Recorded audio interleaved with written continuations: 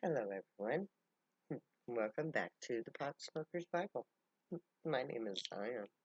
I'm the author of the Pot Smoker's Bible, which contains the prophetic book of Zion, where I get my name and authority. It comes from the Ketuvim, or Old Testament, or Torah, the Hebrew scriptures. But I use the King James Version of the Christian Bible to put together the prophecy of Israel from the scattered bits of testimony from the various prophets of the Old Testament. This became the Book of Zion, a book written entirely in Bible verse. Contained within the Book of Zion, I found a set of instructions as to how to bring about first contact with the aliens.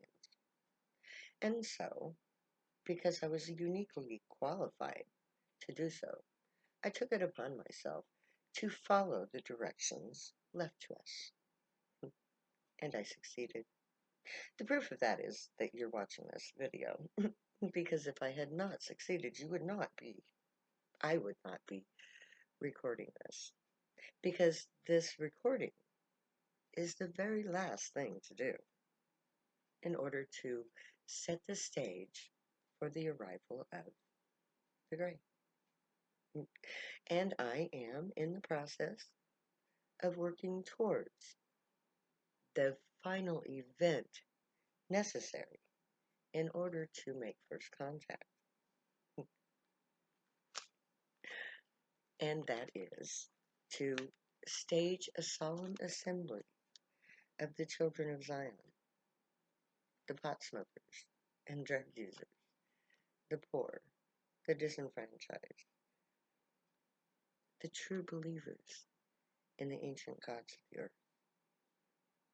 All of these people are the children of the Grey, and I am their chosen leader, chosen by the Grey to represent them to the planet Earth, and to represent the planet Earth among the stars. Now, in order to finalize the fulfillment of prophecy and to teach the world what I have discovered written within the Book of Zion, I have written the additional Potsdamer's Bible, which is my own commentary and dissertation to the prophecy of Israel, the Book of Zion. And today I'm reading to you from the 24th chapter of the Potsmoker's Bible, which contains the 21st chapter of the Book of Zion. I'm going to take up where I left off yesterday, and I was talking about the daughter of Jerusalem and the Christians being in the Americas.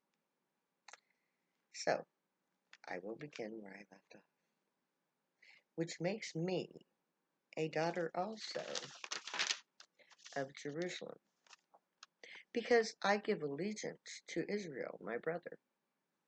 We are one family with Ishmael, three branches of a single family, united by a single God.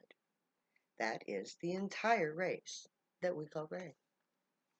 I am just as much a daughter of Jerusalem as I am a daughter of the prophecy of Zion. I am just as much the daughter of Abraham and Sarah as I am the daughter of Hewlett Hines and Velging Vector. And I am also just as much the daughter of the Grey as I am the daughter of the Neanderthal. I am just as much the daughter of Earth as I am the daughter of the Milky Way, the daughter of Zeus and of Hera. And I am just as much the daughter of Heaven, Zion's true homeworld, as I am the daughter of Hell, Messiah's homeworld. I am the daughter of all of these. Zion, the unicorn soul of the earth, is the true mother of all who are born of earth.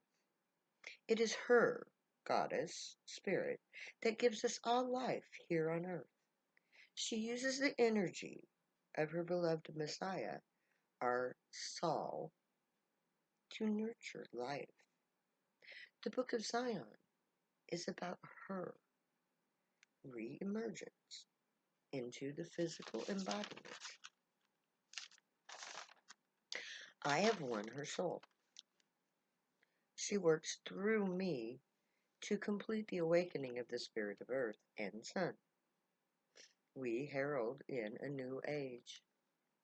This is the age of unity at all levels of government. There will be a joint soul, one chair elected. But in the governing body, there will be equal representation of male and female to ensure equality and unity of purposes.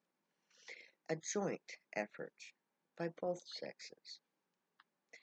There is a new thing that the nation of Zion will do.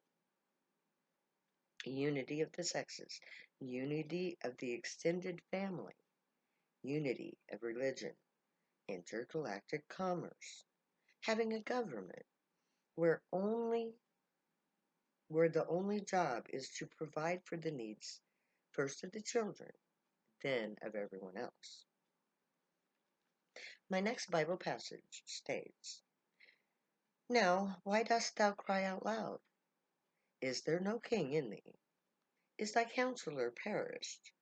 For pangs have taken hold of thee, as a woman in travail." It took from 1979 till around 2007 for me to cry out my pain and to work out both my fears and the prophecy. In 1979, I could have easily have lost my hold on reality and on life, but instead, I became Zion. But that was not an easy thing to do. I have been severely traumatized by a life of incest and victimization by pedophiles. I, to this day, cannot truly enjoy sex. I am trying, with the help of my ex-husband and longtime Kenny proxy, Rich, so I'm still struggling with my childhood problems. Kenny is supposed to fix that problem, but instead he just made it far, far worse. Because yes, is she my King Kenny is in me. For 3 decades, he dreamed me. Every man was Kenny, especially the ones who had sex with me. It sucked. It still does. But that's all he ever allowed me. To have bad sex without his body to heal me. It's all just rape to me. So yes, my king is in me, literally. Connected. Quantum entanglement. I'd much rather have him hold me with his own arms, but you can't make anyone feel like you do. He doesn't want me. Alright, okay, well, that's what prophecy says in Isaiah 54, 5-8. My husband, my maker, will have mercy on me. So I will wait for his mercy. So no issue. My counselor hasn't perished, at least as far as I know. I still get answers to questions asked, and I still get the word prompted when I sit down here to write. I can only assume that the words and the answers come from my counselors. So for my travailing, uh, been there, done that. I have emptied myself of pain, and I have embraced it. I let myself heal all of the pain that overpowered me. I am still capable of shedding tears for myself and for others, but I've healed enough to live a full, joyful life. I don't suffer anymore. I wake up eager to write, knowing that the real pain is behind me. And the Bible passage goes on, "But be in pain and labor to bring forth, O daughter of Zion, like a woman in travail. For now shalt thou go forth out of the city, and thou shalt dwell in the field, and thou shalt go even to Babylon. there shalt thou be delivered. There the Lord shall redeem thee from the hands of thy enemies. Talk about a prophetic verse. When I went crazy in 1986 to 88, when I began to hear voices, I went from York, Nebraska to Alexandria, Louisiana, a city. There I suffered the greatest pain of my life. Then I moved to a farm outside of Hanson, Kansas. I went from the farm back to York, Nebraska, where I had at first heard the voices. The